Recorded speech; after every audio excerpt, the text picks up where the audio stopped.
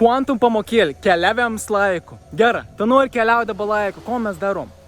Tu nusikeli dabar 10 metų atgal į savo praeitį, galim sakyti, ne? Ir tu pamata 10 metų savi.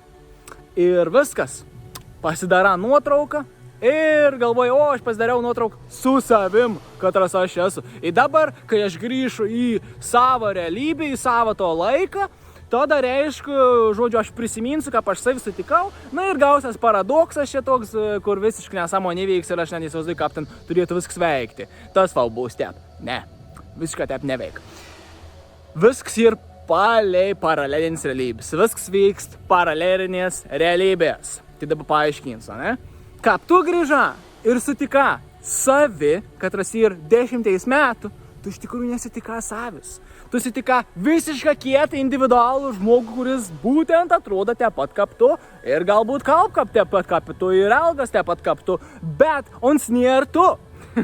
Tai tu pasidarė nuotrauką su žmogum, katras ir realia tavo dvinys, tik 10 metų jaunesnis, te pat kaip ir tu atrodė 10 metų. Tai kur mes prieinam?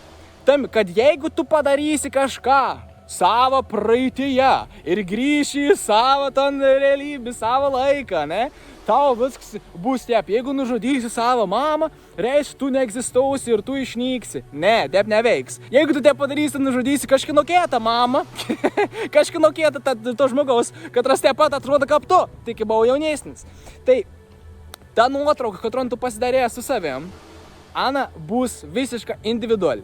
Ana bus visiška unikali. Tai nebus kažkas tokia, kur, o, va čia yra tas, kur buvo praeitie. Ne, tai ir tiesiog kažkokio kito žmogaus paralelinė realybė, kad atrodo būtent kaip tu ir elgas būtent kaip tu, nuotrauka su tavim. Ir kai tu grįši į savo paralelinę realybę, kad atrodo tu ir buvai, katroj peršokai į kitą, tau bus visiškai niks nepasikeitė, nes tu esi visiškai skirtingo realybėj, kad visiškai neturi jokios įtakas, ką tu ten padarei.